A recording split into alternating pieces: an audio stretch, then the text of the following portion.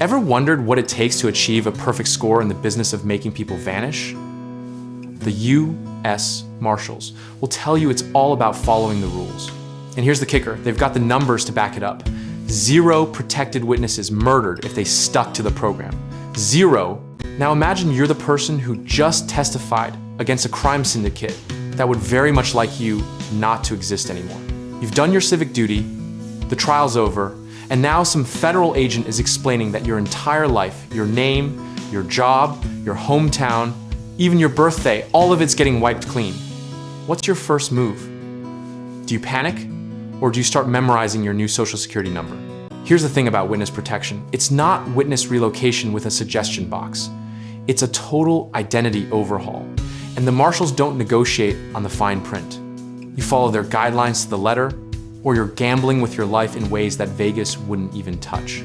So how do you convince someone to abandon everyone they've ever known and start fresh in some random suburb? You show them the alternative. You explain very clearly what happens to witnesses who think they can outsmart organized crime on their own. Turns out, what feels like an impossible choice is actually backed by decades of data and operational precision. Since 1971, the Witness Security Program has protected over 19,000 participants and their family members. That's thousands of people who essentially died on paper and were reborn with new identities, new histories, new everything. The guidelines sound simple enough on the surface. Don't contact anyone from your past. Don't return to your hometown. Don't post on social media about that weirdly specific local pizza place you used to love. But simplicity doesn't mean easy. You're basically being asked to ghost your entire existence. Picture the motivational brochures the marshals definitely don't hand out. Start your new life today. Exciting opportunities in undisclosed locations. But what's really happening behind those bureaucratic curtains is a carefully orchestrated disappearing act that would make Houdini jealous. Before you know it, you're learning a completely fabricated personal history, where you went to high school, what your parents did for a living, why you moved to this particular town. You've got to sell the story so convincingly that even you start believing it. One slip, one nostalgic reference to a childhood memory that doesn't match your new timeline, and suddenly you're creating cracks in the facade. The mechanics are fascinatingly comprehensive. New documents, new job placements, relocation assistance, even psychological support for the identity crisis you're definitely experiencing. The marshals have thought of everything because they've had over 50 years to perfect the playbook. Some say it's an incredible public service that protects the integrity of the justice system. Others point out it's a necessary evil born from our inability to protect witnesses any other way. Who's right? Probably both, but that doesn't make the experience any less surreal for the people living it. Here's where it gets interesting. The 100% success rate only applies to those who followed the rules. The marshals are very specific about that qualifier. Break the guidelines and all bets are off. They've got the statistics on their side, but it's a conditional guarantee. As critics question the psychological toll and the ethics of asking people to abandon their identities, the program simply adapts. New technologies mean new threats, but also new tools. Social media monitoring, digital footprint scrubbing, advanced identity creation. The program evolves because the threats evolve. You'd think in the age of facial recognition and data mining, witness protection would be obsolete.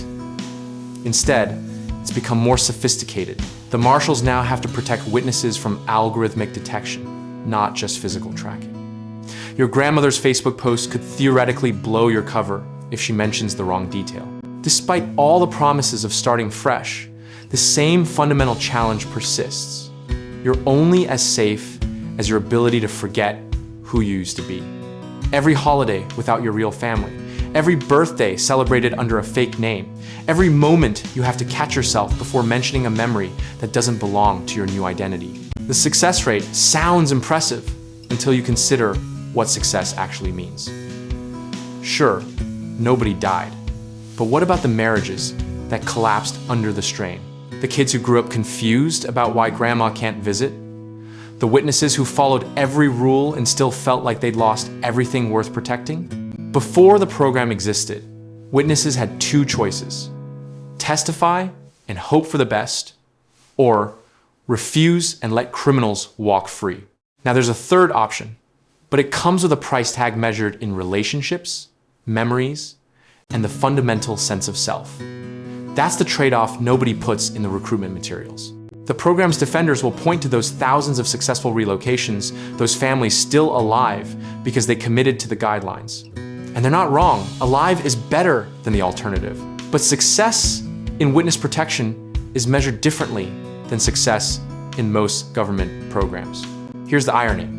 The program works best when it's most invisible. The witnesses who thrive are the ones who completely disappear, who become so convincing in their new lives that even they sometimes forget the old one. That's not a bug, it's the entire point.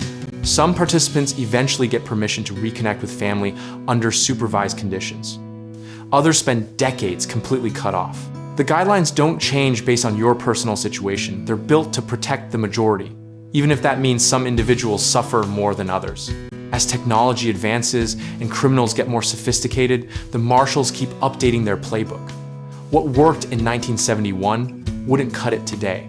What works today might be obsolete in 10 years.